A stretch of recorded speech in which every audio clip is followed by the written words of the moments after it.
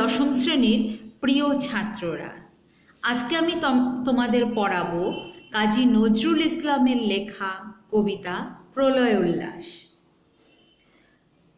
কবিতাটি 1329 বঙ্গাব্দের জ্যৈষ্ঠ মাসে প্রবাসী পত্রিকায় প্রথম প্রকাশিত হয়।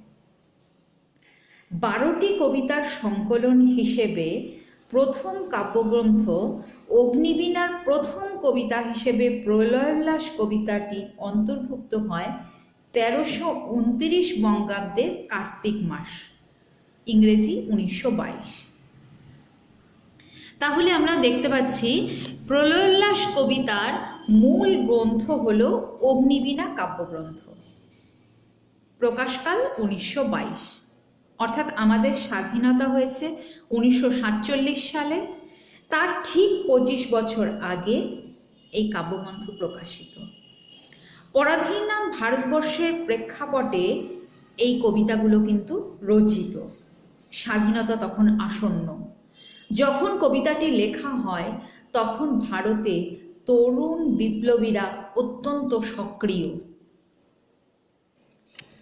তাহলে এই সময় অর্থাৎ 1922 সালে যখন কবিতাটি রচিত হচ্ছে, তার ঠিক একটু আগে 1920 সালে সংগঠিত হয়েছে ভারতে অসহযোগ আন্দোলন।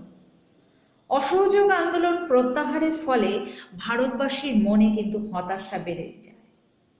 একদিকে বিপ্লবীরা জেল থেকে ছাড়া পাচ্ছে, অপরদিকে নতুন কোনো আন্দোলন সংগঠিত হচ্ছে না।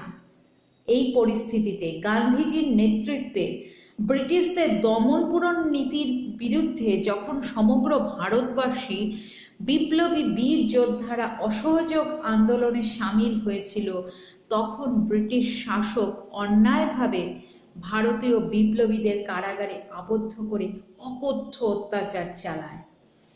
ব্রিটিশদের এই চরম দমন নীতির সামনে গান্ধীজির অসহযোগ আন্দোলন প্রত্যাহার করে নিলেও ভারতবর্ষের মনে কিন্তু গভীর বিষাদের সৃষ্টি হয় এবং ক্রমে ক্রমে সব কিছুতেই স্তিমিত হয়ে থাকে।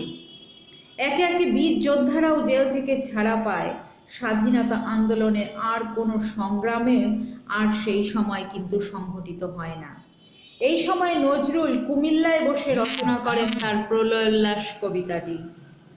এই কবিতার মধ্য দিয়ে কবি একদিকে যেমন নতুন বিদ্রোহ সংগঠিত করতে চাইলেন, অপর দিকে তিনি বলেছেন নতুনের আহ্বান করেছেন, তোরা সব জয়ধ্বনি কর।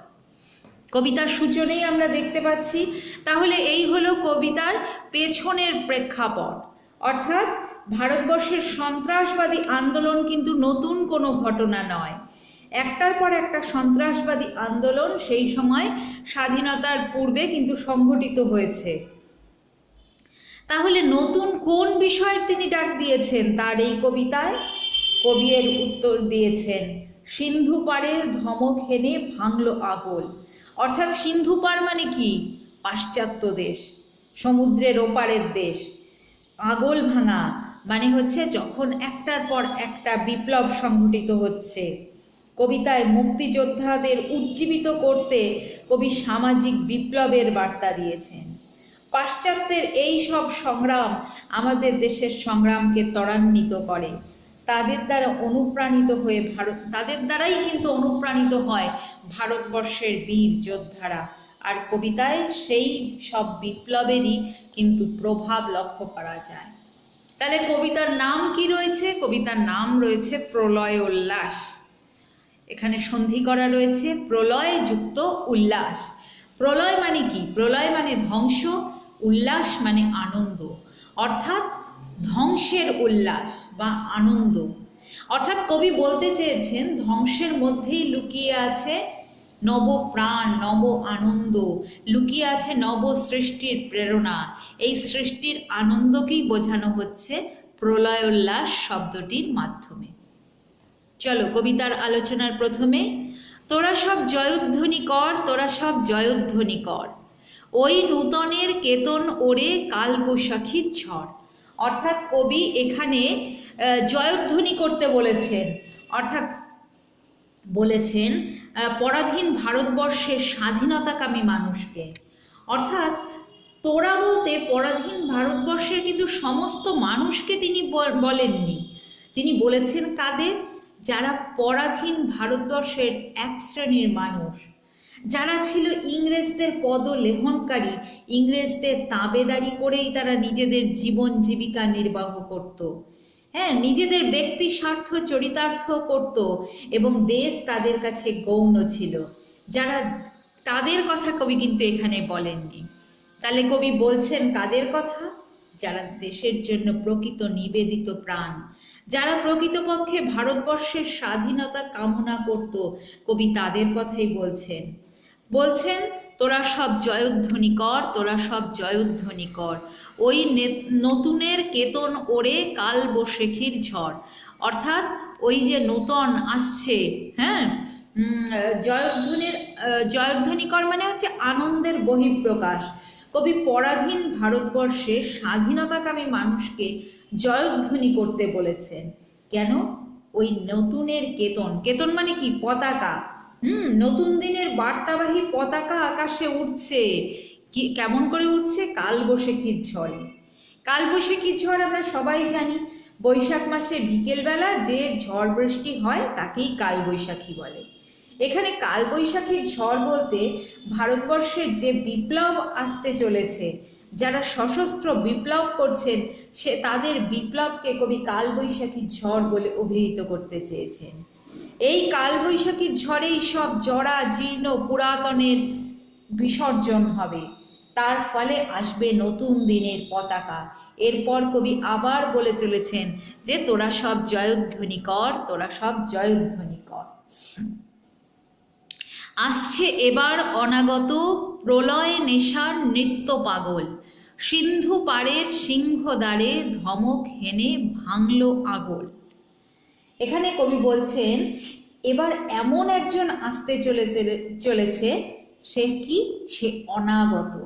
মানে অনাগত মানে কি? অনাগত মানে যে আগে কখনো আসেনি। সে কেমনভাবে আসবে? সে প্রলয়ের নেশার নৃত্য পাগল, সে ধ্বংসের নেশায় নৃত্যরত, পাগলের মতো সে নাচ করে চলেছে। এখানে অনুমান করতে হয় কবি এখানে একজনকে নির্দেশ করছেন, কিন্তু কাকে নির্দেশ করছেন? কবি এখানে প্রলয়ের দেবতার উদ্দেশ্যেই এই ইঙ্গিত করছেন। আমরা জানি শিব হলো প্রলয়ের দেবতা। তিনি একাধারে যেমন সৃষ্টিকর্তা, তেমনি অন্যদিকে তিনি প্রলয়কারী। তিনি প্রলয়ের দেবতা, অর্থাৎ এক হাতে তিনি সৃজন করেন এবং অন্য হাতে সৃষ্টিকে তিনি ধ্বংস করেন। তিনি আবার নৃত্যেরও প্রতীক। তার নটবর মূর্তি আমরা জানি নৃত্যের প্রতীক। সেই ইঙ্গিত করে কবি বলেছেন এবার এমন একজন আসবে যে প্রলয় নাচের মাধ্যমে আসবে। অর্থাৎ প্রকৃতপক্ষে কবি এখানে শিবের ইঙ্গিত করলেও তিনি এখানে বুঝিয়েছেন শত শত ভারতবর্ষের তরুণ তুর্কিকে, যারা স্বাধীনতাকামী, বিপ্লবের জন্য নিজেদের প্রাণ বিসর্জন করতে ইচ্ছুক এবং তারা দেশের জন্য অকাতরে নিজেদের বিলিয়ে দিতে চায়। তারপরে কবি কি বলছেন? সিন্ধু পাড়ের সিংহদ্বারে ধমক এনে ভাঙল আগল। এখানে এই যে যিনি প্রলয় নৃত্যরত অবস্থায় আসবেন, হ্যাঁ, তার এক ধমকে, অর্থাৎ তার এক হুঙ্কারে যেন সিংহদ্বার ভেঙে যাবে। সিংহদ্বার বলতে বড় বড় রাজবাড়ির প্রধান দুয়ার বা প্রধান ফটককে বোঝানো হয়েছে। প্রকৃতপক্ষে এখানে সিন্ধু পাড়ের সিংহদ্বারে বলতে আমরা জানি পরাধীন ভারতবর্ষের আন্দামান দ্বীপে সমস্ত বিপ্লবীদের ইংরেজরা আটকে রাখত। কবি বলছেন আন্দামানের সিংহদুয়ার ভেঙে চৌচির হয়ে যাবে। মৃত্যু গহন অন্ধকূপে মহাকালের চণ্ডরূপে ধূম্ররূপে। অর্থাৎ মহাকাল হলো শিব, চণ্ডরূপ হলো তার ভয়ঙ্করতম রূপ, চণ্ডী রূপ, শিবের বা বিপ্লবীদের ভয়ঙ্কর রূপে, ধূম্র রূপে, অর্থাৎ চারদিকে উড়বে ধূপের ধোঁয়া। তারপরে কবি কি বলছেন? ধূম্র রূপে বজ্র শিখার মশাল জেলে আসছে ভয়ঙ্কর। মশাল জেলে অর্থাৎ কোনো কিছু দিককে নির্দেশ করতে অনেক সময় মশাল জেলে কিন্তু দিক নির্দেশ করা হয়। এখানে কবি কি বলছেন? সে কেমন করে আসছে, যে বজ্রশিখার মশাল জেলে, অর্থাৎ ভয়ঙ্করভাবে মশাল নিয়ে আসছে। তিনি নতুন পথের দিশা দেখানোর জন্য হাতে মশাল নিয়ে আসছেন। তিনি আমাদের দিক নির্দেশ করবেন, কিন্তু সেই মশাল আগুন দিয়ে তৈরি নয়, সেই মশাল তিনি বজ্র থেকে জ্বালিয়েছেন। অর্থাৎ তার ভয়ঙ্করতা, তার প্রচণ্ডতা বোঝাতেই কবি এই উপমা ব্যবহার করেছেন। এর পরের লাইন, ওরে ওই হাসছে ভয়ঙ্কর, তোরা সব জয়ধ্বনি কর, তোরা সব জয়ধ্বনি কর। অর্থাৎ যিনি আসছেন ওই ভয়ঙ্কর দেবতা, যিনি দেখতে বীভৎস, কিন্তু তার মুখেও রয়েছে কি ভয়ঙ্কর হাসি। এই হাসিও কিন্তু ভয়ঙ্কর। তারপরের লাইন, ঝামর তাহার কেশের দোলায়, ঝাপটা মেরে গগন দুলায়, সর্বনাশী জ্বালামুখী ধূমকেতু তার চামর দুলায়, বিশ্ব পাতার বক্ষ কোলে, রক্ত তাহার কৃপাঞ্ঝলে দোদুল দোলে। তাহলে এখানে কি বলছেন, ঝামর তাহার কেশের দোলায়, ঝাপটা মেরে গগন দুলায়। ঝামর, ঝামর মানে হচ্ছে ঝামা বর্ণ। ঝামার বর্ণ কি হয়, ধূসর বর্ণ। অর্থাৎ ঝামা বর্ণ কেশ, অর্থাৎ মহাদেবের কেশকে বোঝানো হয়েছে। সেই কেশের রং কীরকম না ধূসর বর্ণের।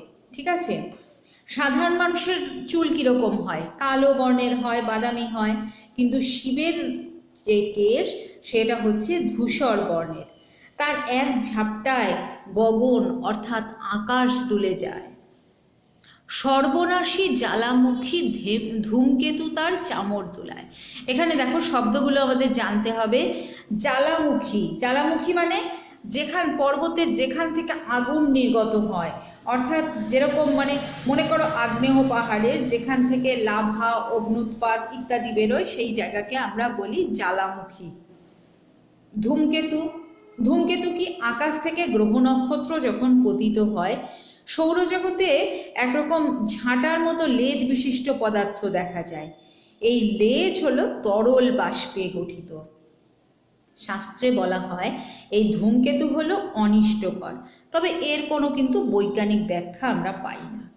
আর চামর, চামর শব্দের অর্থ কি, চামর হচ্ছে চমড়ি গায়ের লোম থেকে তৈরি এক রকমের পাখা। সব ধর্মের মানুষেরা, যেমন হিন্দু, মুসলিম, শিখ, সব ধর্মের ধর্মগুরুদের হাতে এই ধরনের চামর দেখা যায়।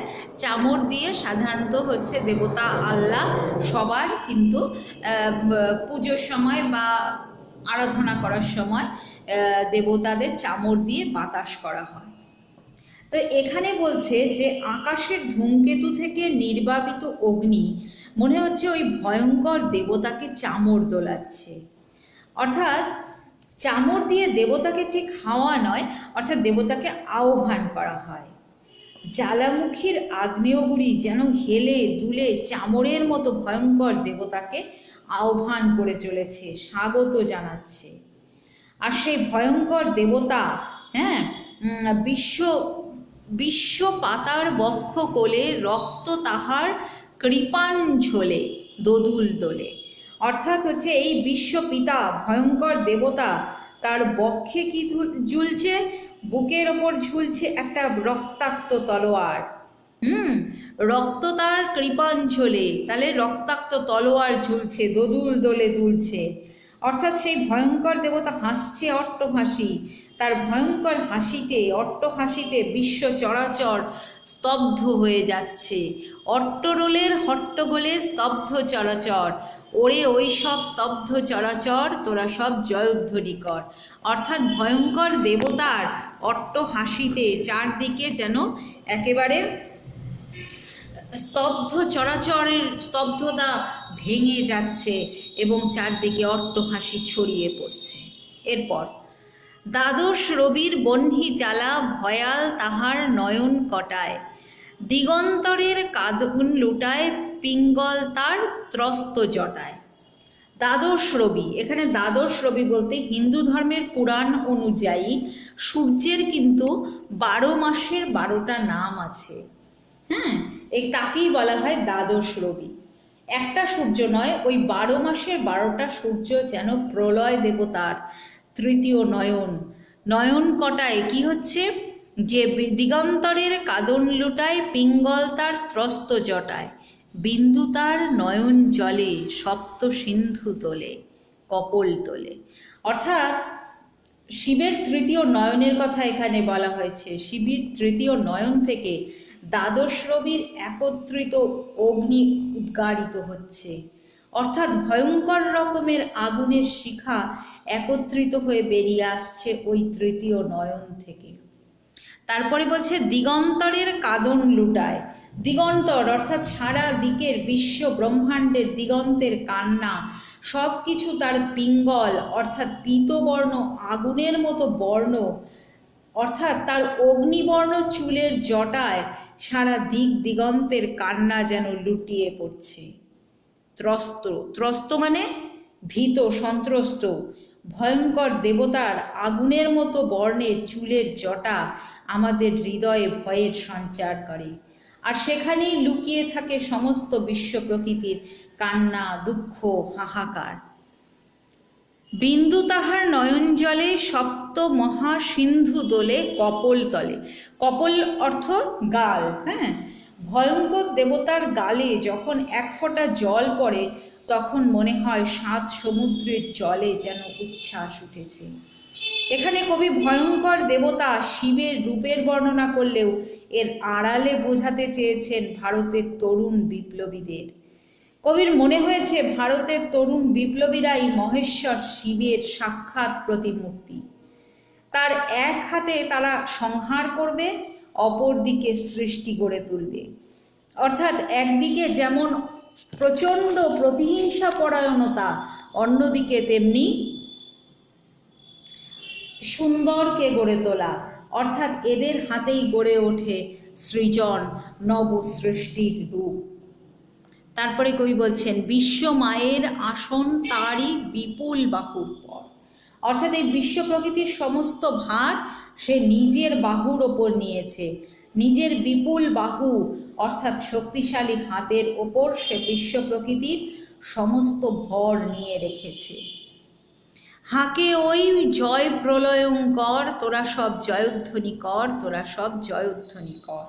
হাঁকে অর্থাৎ হাঁকা, চিৎকার করা, ডাক ছাড়া। সে চিৎকার করছে, ডাকছে, কি বলে ডাকছে? জয় প্রলয়ঙ্কর। হ্যাঁ, তোরা সব জয়ধ্বনি কর, তোরা সব জয়ধ্বনি কর। আজ এ পর্যন্তই।